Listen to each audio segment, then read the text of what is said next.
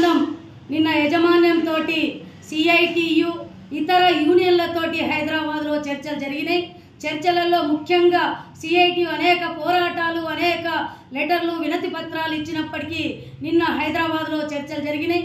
ఈ చర్చల సారాంశం ముఖ్యంగా బీడీ పరిశ్రమలో పనిచేసే కార్మికులకు ₹4.25 పెరగడం జరిగింది.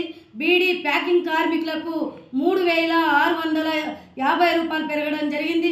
అదేవిధంగా బట్టి, చాటన్, దాంతోపాటు అనేక ఇతరుల కార్మికులు పనిచేసే కార్మికులకు అందరికీ నెలసరి ఉద్యోగులకు ₹1,700 పెరగడం జరిగింది.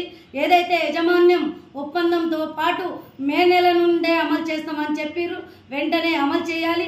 ఇతర ఏదైతే కంపెనీలు ఉన్నాయో కొన్ని కంపెనీలలో అమలు జరగట్లేవు. కొత్త ఒప్పందం, కొత్త వేతనంతో కూడా ఇతర కంపెనీలు కూడా అమలు చేయాలి అనేదే సిఐటిగా డిమాండ్ చేస్తూ ఉన్నాం.